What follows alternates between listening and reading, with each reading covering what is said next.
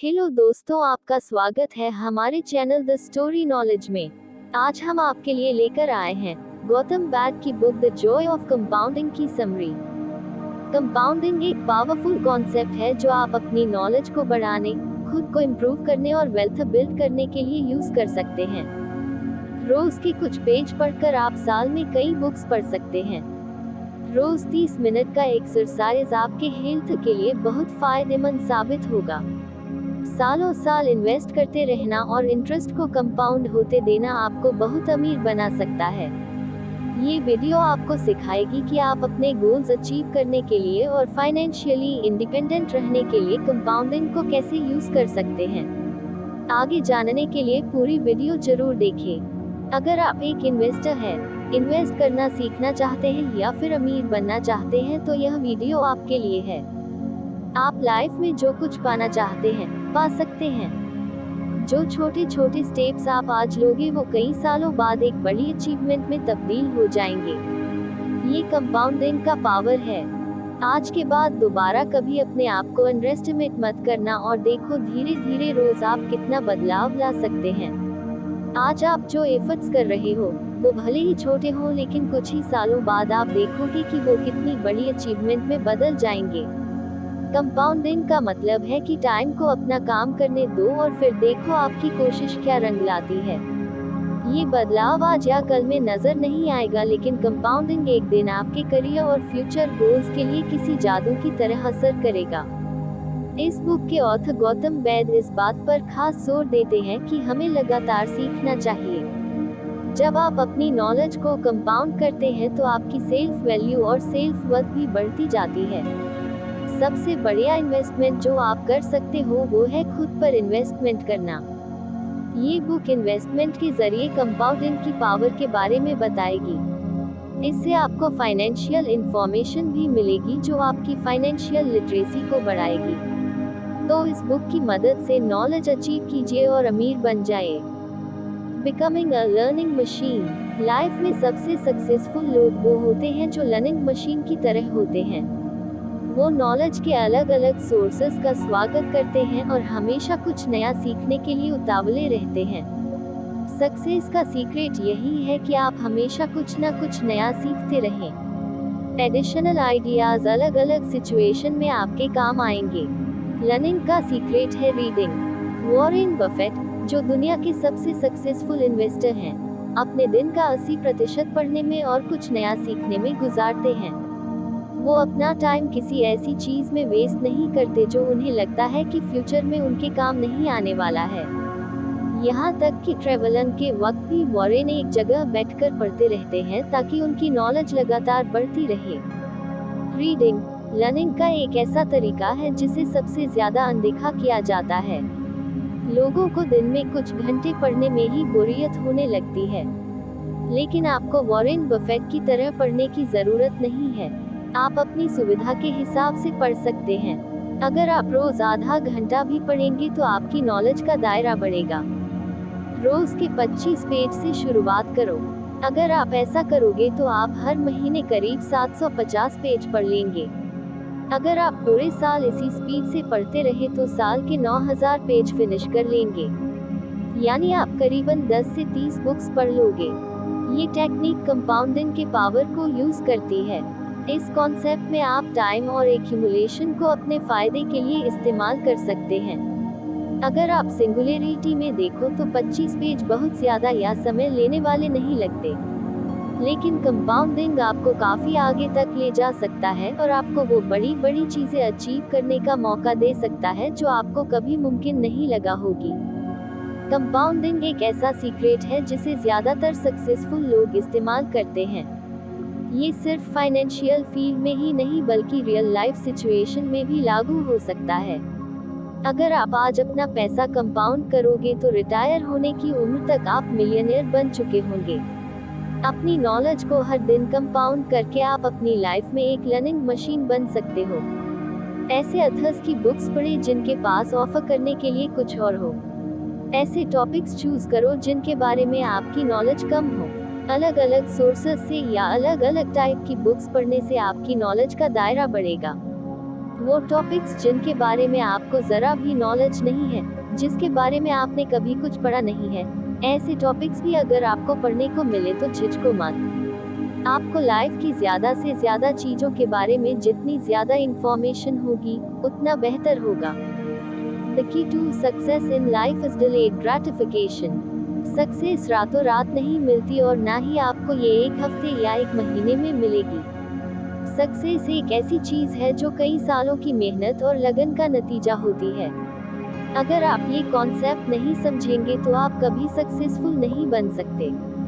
1960 के दशक में हुई एक स्टडी में डिलेड ग्रेटिफिकेशन यानी संतुष्टि मिलने में देर होना और उन लोगों पर इसके नतीजे को एनालाइज किया गया जो इसका वेट कर रहे थे। रिसर्चर्स ने बच्चों के एक ग्रुप से पूछा कि वो उसी वक्त एक मार्शमेलो लेना चाहेंगे या 20 मिनट इंतजार करने के बाद 2 मार्शमेलो लेना चाहेंगे। 40 साल बाद पार्टिसिपेंट्स को फिर से एक बार साथ में बुलाया गया और उनसे उनकी लाइफ के बारे में पूछा गया। जिन लोगों ने 20 मिनट वेट करने के बाद 2 मार्शमेलो लेने का डिसीजन लिया था, उन्होंने अपनी लाइफ में उनसे ज्यादा प्रोग्रेस की थी जिन्होंने उसी वक्त एक मार्शमेलो लेने का डिसीजन लिया था। उन्हें स्कूल में हाई स्कोर मिलते थे, उनकी सोशल स्किल ज्यादा अच्छी थी, उनका स्ट्रेस लेवल कम था और वो ड्रग्स और शराब का भी यूज कम करते थे।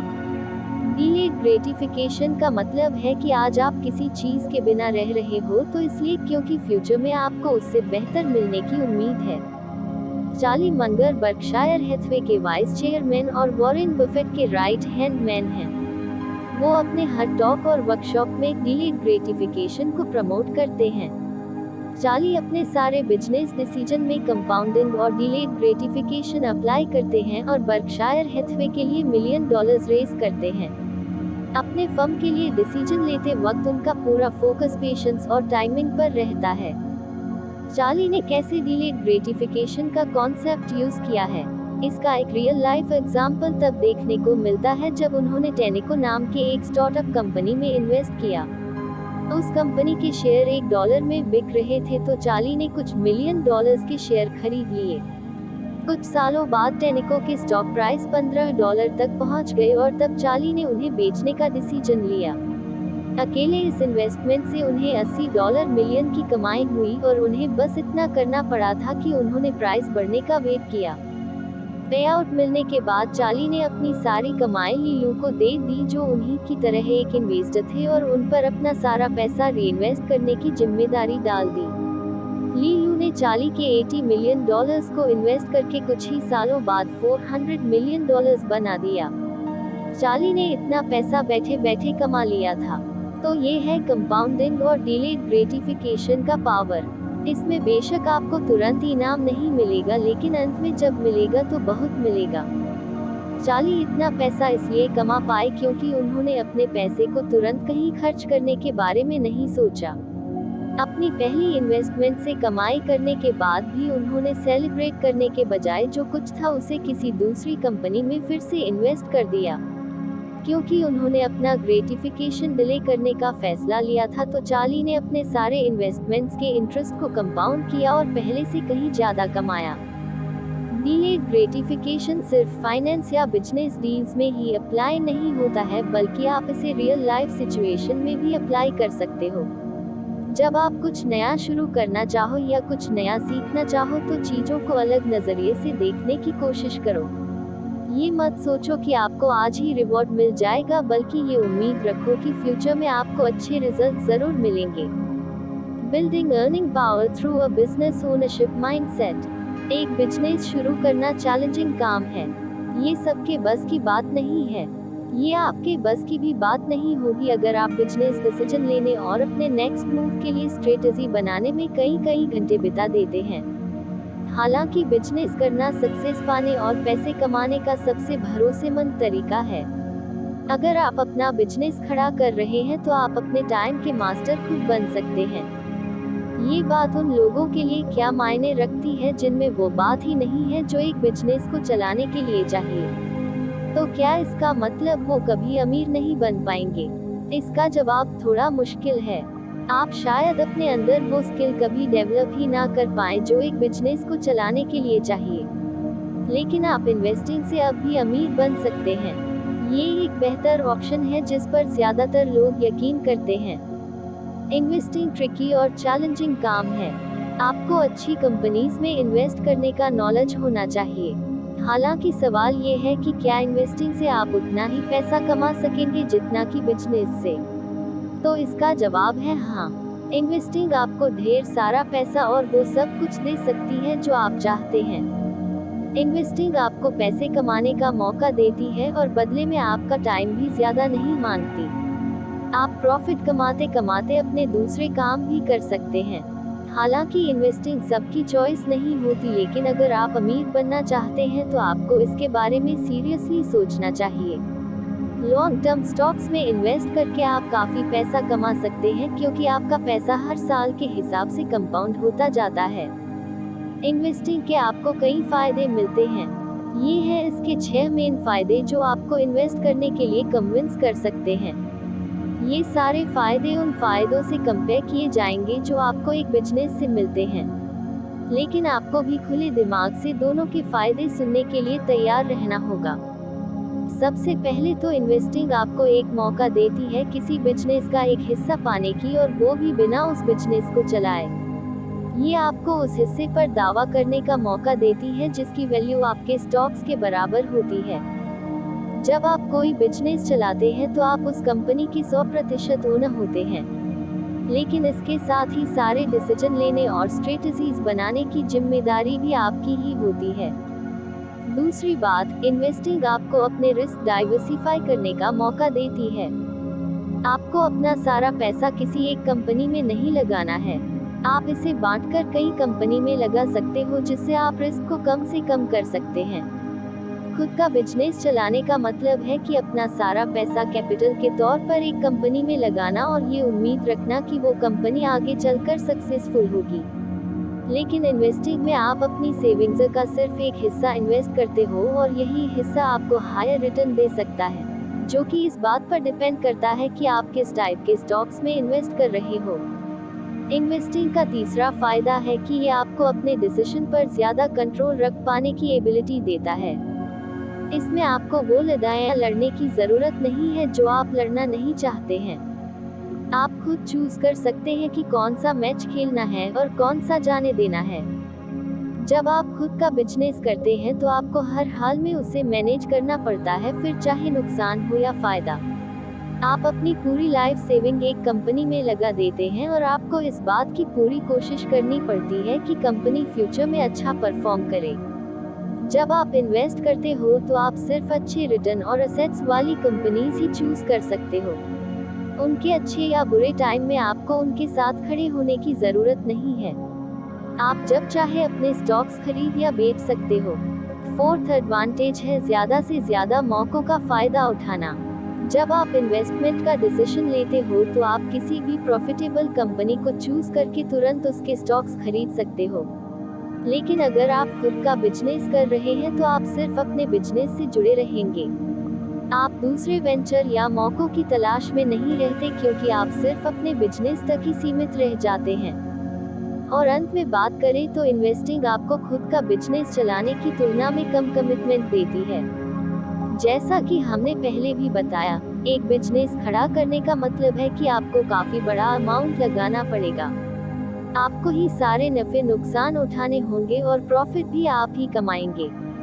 जबकि इन्वेस्टिंग में चीजें एकदम सिंपल और क्लियर होती है। आप किसी भी वक्त खरीद या बेच सकते हैं और कुछ ही दिनों में आपके बैंक अकाउंट में पैसा आ जाता है। दूसरे शब्दों में कहें तो ये ज्यादा लिक्विड इन्वेस्टमेंट है। Intelligent investing is all about understanding intrinsic value. Investing के फायदे के बारे में हम पहले ही चर्चा कर चुके हैं, तो चलिए अब इसके मैकेनिक्स पर बात करते हैं। इन्वेस्टिंग कमजोर दिल वालों के लिए बिल्कुल नहीं है। ये उन लोगों के लिए भी नहीं है जो तुरंत बहुत सारा पैसा कमाने का सपना देखते हैं। आपको अपने अंदर वो राइट स्किल्स और नॉलेज डेवलप करनी पड़ेगी जो आपको इन्वेस्टिंग से बहुत ज्यादा पैसे कमाने में मदद कर सके। ज्यादातर लोग इन्वेस्ट करते वक्त अपने दिल की बात सुनते हैं। इन्वेस्टमेंट करते वक्त वो अपने इमोशंस में आ जाते हैं और अपनी फीलिंग्स के हिसाब से डिसीजन लेते हैं। लेकिन इंटेलिजेंट इन्वेस्टर्स ये गलती कभी नहीं करते। वो पढ़ते हैं, एनालाइज करते हैं और जो सीखते हैं उसके बेसिस पर डिसीजन लेते हैं। इमोशंस झूठ बोलते हैं। डेटा इंफॉर्मेशन आपको वहां ले जाएगा जहां आप जाना चाहते हैं। लोगों के ओवरऑल डिसीजन स्टॉक मार्केट में ज्यादातर प्राइस को आसानी से इन्फ्लुएंस करते हैं। अगर कई लोग एक साथ में सेम स्टॉक ले रहे हैं तो प्राइस बढ़ जाते हैं। अगर उनमें से ज्यादातर अपने स्टॉक्स बेच देंगे तो उस स्टॉक के प्राइस गिर जाएंगे। इसके अलावा कंपनीज पर्सीव स्टॉक प्राइस को भी आसानी से मैनिपुलेट कर सकते हैं। वो अपने स्टॉक्स को और ज्यादा डिजायरेबल बना सकते हैं, जिसके चलते इन्वेस्टर्स उस कंपनी में अपना पैसा लगाने के लिए लाइन लगाए खड़े हो जाएं। इन्वेस्टिंग करते वक्त पहला काम आपको ये करना है कि कंपनी के फाइनेंशियल स्टेटमेंट्स को एनालाइज करना है। लॉन्ग टर्म इन्वेस्टर के तौर पर आपको पता होना चाहिए कि आप किस तरह की कंपनी में इन्वेस्ट कर रहे हैं और उनका मैनेजमेंट प्रॉब्लम को कैसे हैंडल करता है। कंपनी जिस फील्ड में है उसमें उसकी मैनेजमेंट स्किल्ड और नॉलेजेबल होनी चाहिए। आपके इन्वेस्टमेंट की वैल्यू तभी बढ़ पाएगी जब कंपनी पैसा कमाएगी। याद रहे, इन्वेस्टिंग का मतलब है कि आपका उस कंपनी के एक हिस्से में हक बन जाता है। आपको ये ध्यान रखना होगा कि वो फ्यूचर में अच्छा परफॉर्म करे ताकि आपको अच्छे रिजल्ट की गारंटी मिल जाए। एक फाइनेंशियल स्टेटमेंट को एनालाइज करना सिर्फ कुछ नंबर्स पर नजर डालने से कहीं ज्यादा होता है। आपको देखना पड़ेगा कि कैसे कंपनी की मैनेजमेंट अपने असेट्स को यूज करती है और कैसे वो अपने ओवरऑल ऑपरेशन को फाइनेंस करती है। ये ध्यान रहे कि आपको सिर्फ वही कंपनीज चूज करनी है जो इंटरनली जेनरेटेड रिसोर्सेज यूज करे, बजाय उन कंपनीज के जो फंडिंग के आउटसाइड सोर्सेज पर डिपेंडेंट रहते हैं। अगर कंपनी आउटसाइड फंडिंग पर डिपेंडेंट हो गई है तो इससे मुश्किलें खड़ी हो सकती हैं, क्योंकि उनका बिजनेस पहले जैसा प्रॉफिटेबल नहीं रहेगा। इसलिए कंपनी नए इन्वेस्टर्स के पैसे पर डिपेंडेंट हो जाती है ताकि उसके ऑपरेशन बिना किसी रुकावट के चलते रहें। आपको कंपनी के इंट्रिंसिक वैल्यू को देखना चाहिए, ना कि अर्निंग पर शेयर को। वो इसलिए क्योंकि इंट्रिंसिक वैल्यू कंपनी की असली वैल्यू बताती है जो उनके एक्चुअल अर्निंग्स पर बेस्ड होती है, ना कि वो वैल्यू जो मैनेजमेंट बड़ा चढ़ाकर दिखाने की कोशिश करता है। इंट्रिंसिक वैल्यू कंपनी की बुक वैल्यू को कैलकुलेट करती है और इसके अलावा फ्यूचर में इसकी कैश फ्लो जनरेट करने की एबिलिटी को भी देखती है। असल में ये वो प्राइस है जो कंपनी की आज की वर्थ और इसके कल के सारे प्रोजेक्टेड अर्निंग्स के बारे में बताती है। जो कंपनी अपने इंट्रिंसिक वैल्यू से कम में सेल कर रही है वही ग्रेट इन्वेस्टमेंट मानी जाएंगी। इसका मतलब है कि मार्केट में फिलहाल वो स्टॉक अंडरवैल्यूएड है और फ्यूचर में ऊपर जाएगा। अपने इंट्रिंसिक वैल्यू से ऊपर स्टॉक्स ट्रेडिंग का मतलब है कि मार्केट स्टॉक को ओवरवैल्यू कर रहा है, जिसके पीछे वजह शायद मैनिपुलेटेड फाइनेंशियल स्टेटमेंट हो सकता है। ऐसे ओवरवैल्यूएड इन्वेस्टमेंट्स को अवॉइड करो और इनमें कभी भी ट्रेडिंग मत करो। इसकी वजह ये है कि ऐसी कंपनी के स्टॉक प्राइस अपनी इंट्रिंसिक वैल्यू की वजह से गिर जाते हैं, जिसके चलते आपका सारा पैसा आखिर में डूब जाता है। नए स्टॉक्स में इन्वेस्ट करने से पहले हमेशा अलर्ट रहो और पूरी जानकारी हासिल करो।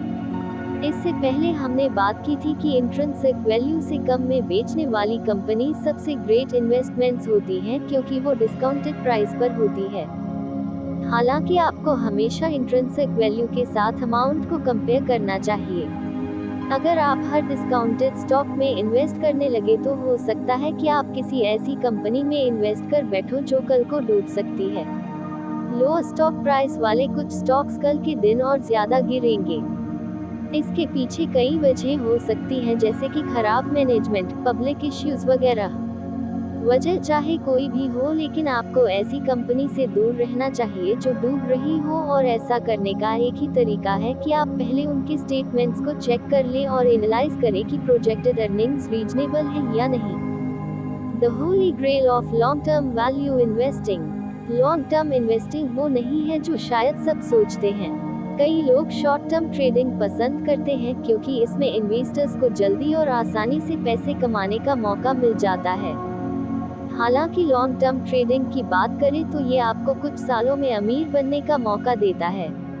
अगर आप कंपाउंडिंग का कॉन्सेप्ट समझते हैं तो आप लॉन्ग टर्म इन्वेस्टिंग में इसे काम करते हुए देख सकते हैं।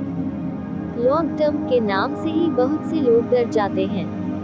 वो इसलिए क्योंकि उन्हें किसी एक कंपनी के साथ कमिटेड रहना मुश्किल लगता है और उन्हें फ्यूचर के अनजान हालात के बारे में सोचकर ही डर लगता है।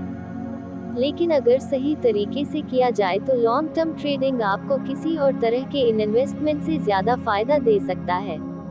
वो इसलिए क्योंकि कंपाउंडिंग कैरेक्टरिस्टिक्स जो इसके साथ आते हैं वो आपके पैसे को कई गुना बढ़ाकर बड़ी रकम में बदल देते हैं।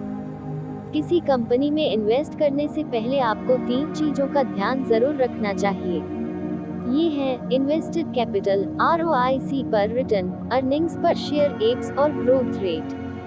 ये 3 इंडिकेटर्स हैं जो आपको बताएंगे कि कोई कंपनी फ्यूचर में नीचे गिरेगी या ऊपर जाएगी। ये आपको डिसाइड करने में हेल्प करेंगे कि किसी खास कंपनी में आपको इन्वेस्ट करना चाहिए या नहीं। एक कंपनी का ROIC बहुत कुछ बताता है कि कंपनी अपने एसेट्स कैसे मैनेज करती है। ROIC बता सकता है कि कंपनी कैश में डूब रही है या कर्जे में। अगर कंपनी का ROIC इसके कॉस्ट ऑफ कैपिटल से ज्यादा है तो इसका मतलब कि वो अच्छा कर रही है और काफी अच्छे से अपने एसेट्स को मैनेज कर पा रही है। ROIC का कॉन्सेप्ट समझने के लिए यहाँ एक एग्जाम्पल लेते हैं। मान लो एक कंपनी जिसका एवरेज कॉस्ट ऑफ कैपिटल है 8% और ROIC है 15%, तो वो उस कंपनी के मुकाबले ज्यादा प्रॉफिटेबल मानी जाएगी जिसका कॉस्ट ऑफ कैपिटल 12% और ROIC 15% है। इन दोनों कंपनीज में से पहली कंपनी का प्रॉफिट मार्जिन 7% है जबकि दूसरी का प्रॉफिट मार्जिन 3% है। सेम ROIC होने के बावजूद इन दोनों कंपनीज में फर्क है। पहली कंपनी आपको एक इन्वेस्टर के तौर पर ज्यादा रिटर्न देगी जबकि दूसरी सिर्फ 3% दे पाएगी। दूसरी कंपनी का कॉस्ट ऑफ ऑपरेशन भी ज्यादा है इसलिए वो कम पैसा कमाएगी। अर्निंग्स पर शेयर भी एक और इम्पोर्टेंट इंडिकेटर है कि बिजनेस सक्सेसफुल होगा या नहीं, लेकिन इसे हमेशा ग्रोथ रेट से कंपेयर किया जाना चाहिए। हाई एप्स कंपनी के लिए अच्छा होता है, हालांकि अगर इसे लो ग्रोथ रेट से जोड़कर देखा जाए तो इससे ये पता चलता है कि कंपनी सिर्फ शॉर्ट टर्म के लिए प्रॉफिटेबल है। अब मान लो 2 कंपनी है जिनका अर्निंग पर शेयर सेम है। कंपनी का ग्रोथ रेट 15% है जबकि कंपनी बी का सिर्फ 6%। अब अगर आप कंपनी बी में 40 साल के लिए भी इन्वेस्ट करते हैं तो आपको जो प्रॉफिट मिलेगा वो कंपनी के एक हिस्से के बराबर होगा। कंपनी का हाई ग्रोथ रेट आपके इन्वेस्टमेंट को फ्यूचर में बड़े अमाउंट के तौर पर कंपाउंड कर देगा। कंपाउंडिंग कितने कमाल की चीज है ना। इसे अगर हाई इंटरेस्ट रेट से जोड़ा जाए तो ये आपको 20 से 30 सालों में काफी अमीर बना सकता है। लॉन्ग टर्म इन्वेस्टमेंट करते वक्त आपको इस बात की तरफ ध्यान देना चाहिए कि कंपनी अपने रिसोर्सेज कैसे यूज करती है। फाइनेंशियल स्टेटमेंट और इंडिकेटर्स आपको काफी कुछ बता सकते हैं, लेकिन आपको ये भी पता होना चाहिए कि अगले कुछ सालों तक कौन लोग आपका पैसा मैनेज करेंगे। ऐसी कंपनीज में इन्वेस्ट करें जो अपनी अर्निंग्स को रीइन्वेस्ट करते हों बजाय उनके जो अपने इन्वेस्टर्स को अच्छा खासा डिविडेंड देने पर जोर देते हैं। रीइन्वेस्टमेंट कंपनी को फ्यूचर में ग्रो करने और फलने फूलने का मौका देता है, जबकि डिविडेंड सिर्फ शॉर्ट टर्म के लिए प्रॉफिटेबल होता है। इसे इस तरह देखिए, किसी कंपनी के अपने प्रॉफिट को यूज करने के 2 तरीके हैं। पहला तो ये कि वो अपने कर्ट इन्वेस्टर्स को खुश रख सकती है और दूसरा, कंपनी खुद को और प्रॉफिटेबल बनाने के लिए अपना प्रॉफिट यूज कर सकती है। एक इन्वेस्टर होने के नाते आप यही चाहेंगे कि आपको जल्द से जल्द बड़ा डिविडेंड मिल जाए, लेकिन अगर आप फ्यूचर को ध्यान में रखें तो आप चाहेंगे कि कंपनी की वैल्यू में आगे चलकर इजाफा हो। The dynamic art of portfolio management and individual position sizing। अब जब आप जान चुके हैं कि उन कंपनीज को कैसे चुना जाए जिनमें आपको इन्वेस्ट करना है, तो अब टाइम आ गया है कि हम ये सीखें कि अपने इन्वेस्टमेंट को मैनेज कैसे किया जाए। इन्वेस्टमेंट का मतलब सिर्फ बेस्ट कंपनी सिलेक्ट करके उसमें इन्वेस्ट करना नहीं है, बल्कि ये सीखना भी है कि कितना इन्वेस्ट किया जाए और कितने स्टॉक्स खरीदे जाएं। पोर्टफोलियो मैनेजमेंट और इंडिविजुअल पोजीशन साइजिंग एक इंटेलिजेंट इन्वेस्टर होने के अहम हिस्से हैं। आपको सोच समझकर अपना पोर्टफोलियो मैनेज करना होगा और आपको ये पता होना चाहिए कि आपको हर कंपनी के टोटल कितने स्टॉक्स खरीदने हैं। एक स्टॉक पोर्टफोलियो को आप एक फ्रूट बास्केट से कंपेयर कर सकते हैं। आपका पोर्टफोलियो एक बास्केट है और जो स्टॉक्स आपने खरीदे हैं वो फ्रूट्स हैं। आपके पोर्टफोलियो में आपकी पसंद के कई अलग अलग स्टॉक्स हो सकते हैं।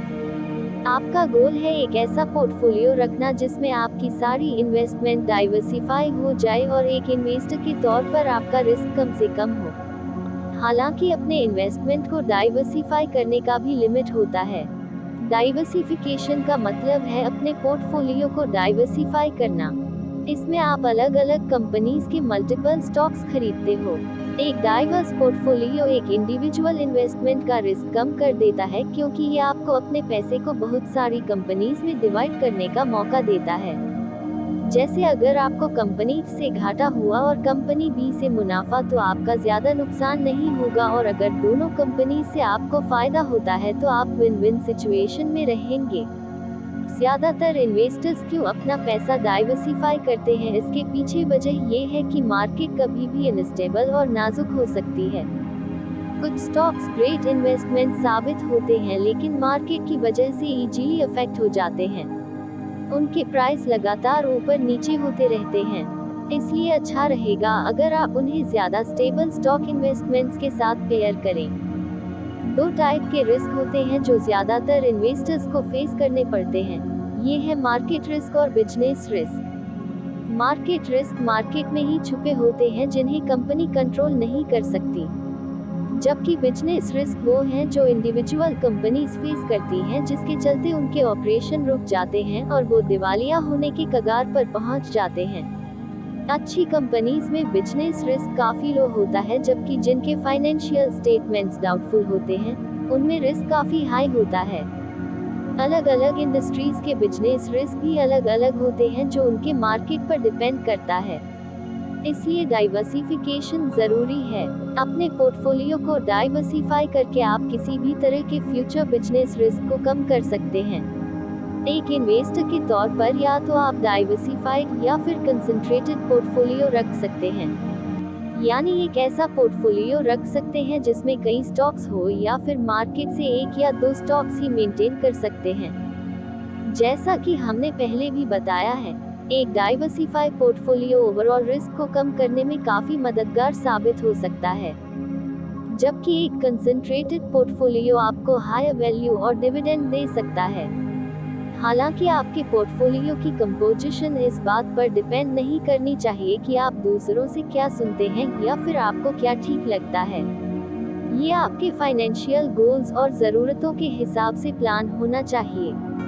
अगर आप हायर रिटर्न चाहते हैं तो आपके लिए एक कंसंट्रेटेड पोर्टफोलियो ज़्यादा बेहतर रहेगा, लेकिन अगर आप सेफ इन्वेस्टिंग साइड पर हैं तो एक डाइवर्सिफाइड पोर्टफोलियो आपकी ज़रूरतों के हिसाब से फिट बैठेगा। इन्वेस्टर्स को अपना स्टॉक पोर्टफोलियो बहुत ज्यादा डाइवर्सिफाई नहीं करना चाहिए। डाइवर्सिफिकेशन के फायदे कब खत्म हो जाएंगे, इसकी भी एक खास लिमिट होती है। अच्छे डाइवर्सिफिकेशन में 8 से 15 कंपनीज आती हैं। इससे ज्यादा कुछ भी आपके रिवॉर्ड को न्यूट्रलाइज कर देगा जो आपको उन स्टॉक्स से मिलने वाले होते हैं। आपका इन्वेस्टमेंट मार्केट की टोटल परफॉर्मेंस को दिखाएगा, ना कि उन कंपनीज को जिनमें आपने इन्वेस्ट किया है। इंडिविजुअल पोजीशन साइजिंग एक और जरूरी पॉइंट है जिसे आपको इन्वेस्टिंग से पहले ही करना पड़ेगा। आपको पता होना चाहिए कि कितना पैसा काफी है और कितने अमाउंट तक मैक्सिमम आपको इन्वेस्ट करना चाहिए। आपकी साइजिंग आपके गोल पर ज्यादा डिपेंड करती है, बजाय इसके कि आप मार्केट से क्या एनालाइज करते हैं। साइजिंग करते वक्त आपका हर इन्वेस्टमेंट मायने रखता है। आपको इतना पैसा लगाना चाहिए कि आपके प्रॉफिट में फर्क पड़े। सक्सेसफुल इन्वेस्टर्स की पहचान इस बात से तय नहीं होती कि उनके कितने गैस सही निकले या कितनी कंपनीज में इन्वेस्ट करके उन्हें फायदा हुआ, बल्कि इस बात से है कि अपने हर गैस से उन्होंने कितने पैसे कमाए। इन्वेस्टिंग एक गैसिंग गेम है जो फैक्ट्स और डेटा पर बेस्ड होता है। हर इन्वेस्टमेंट के साथ आप 100% श्योर नहीं हो सकते, लेकिन आप ये उम्मीद और दुआ जरूर कर सकते हैं कि आपका हर गैस सही निकले। आपका पोजीशन साइजिंग इतना होना चाहिए कि आपके गैस का आपको फायदा मिले। अगर नहीं तो फिर इन्वेस्टिंग करने का मतलब ही क्या है। अब हम जानते हैं कि हमने इस वीडियो से क्या सीखा। सबसे पहले आपने एक लर्निंग मशीन बनने के बारे में जाना। सक्सेसफुल बनने का एक ही तरीका है कि आप रोज कुछ ना कुछ नया सीखते रहें। सीखने का बेस्ट तरीका है पढ़ना। दुनिया के सबसे सक्सेसफुल लोग अपने डेली रूटीन का बड़ा हिस्सा पढ़ने में गुजारते हैं।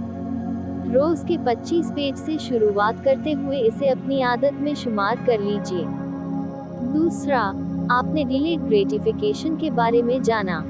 जैसा कि कहावत है, अच्छी चीजें उन्हीं को मिलती हैं जो सब्र रखते हैं।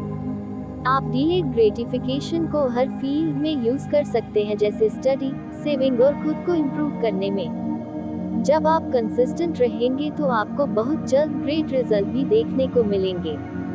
थर्ड, आपने इन्वेस्टिंग के पावर के बारे में जाना। किसी बिजनेस में इन्वेस्ट करके आप उसके एक हिस्से के हकदार बन जाते हैं और आप अपने रिस्क को डाइवर्सिफाई कर सकते हैं और कम मेहनत में ज्यादा पैसे कमा सकते हैं। फोर्थ, आपने इंट्रिंसिक वैल्यू के बारे में जाना। इन्वेस्टिंग से पहले आपको ये देखना होगा कि स्टॉक की इंट्रिंसिक वैल्यू क्या है। ये टेक्निक आपको उस वक्त बेटर डिसीजन लेने में मदद करेगी जब आप इन्वेस्टमेंट के लिए कंपनी चूज कर रहे होंगे। इससे आप डिसाइड कर सकते हैं कि कोई स्टॉक ओवरवैल्यूड है या नहीं और अपनी फोरकास्टेड अर्निंग्स के बेस पर बढ़ेगा या घटेगा। फिफ्थ, आपने लॉन्ग टर्म इन्वेस्टमेंट के होली ग्रेल के बारे में जाना। किसी कंपनी में लॉन्ग टर्म इन्वेस्टमेंट करने से पहले आपको 3 इंडिकेटर्स देखने चाहिए: return on invested capital, earnings पर शेयर और ग्रोथ रेट। सिर्फ उन्हीं कंपनीज में इन्वेस्ट करें जो अपना ज्यादा पैसा अपने ऑपरेशन पर रीइन्वेस्ट करते हैं। अगर इसे हाई रिटर्न से जोड़ दिया जाए तो कंपनी और उसके इन्वेस्टर्स के लिए ये एक ब्राइट फ्यूचर की निशानी है। और लास्ट में आपने पोर्टफोलियो मैनेजमेंट और इंडिविजुअल पोजीशन साइजिंग के बारे में जाना। एक डाइवर्सिफाइड पोर्टफोलियो आपको पूरे रिस्क को एकदम ना के बराबर करने में मदद करती है। इससे आप अपने पैसे की सेफ्टी से समझौता किए बिना हाई रिटर्न मेंटेन कर पाते हैं। हर इन्वेस्टमेंट में आप जो पैसा लगाते हैं वो आपके एक्सपेक्टेड रिटर्न से मैच होना चाहिए। लाइफ का अल्टीमेट सीक्रेट है कंपाउंडिंग। आपकी डेली चॉइसेस, हैबिट्स और आपके एक्शन आज से 10 या 20 साल बाद आपको काफी बढ़िया रिजल्ट देंगे। अगर आप सक्सेसफुल होना चाहते हैं तो आज से ही शुरुआत करें और चीजों को स्टेप बाय स्टेप लेते हुए आगे बढ़ें। कंपाउंडिंग की पावर आपकी लाइफ चेंज कर सकती है, बशर्ते कि आप रोज लगातार सीखते रहें, इम्प्रूव करते रहें और डटे रहें। उम्मीद है आपको यह वीडियो पसंद आया होगा। इस वीडियो को लाइक करें और हमारे चैनल को सब्सक्राइब करें और इसे अपने दोस्तों के साथ शेयर करना न भूलें। मिलते हैं अगले वीडियो में। धन्यवाद।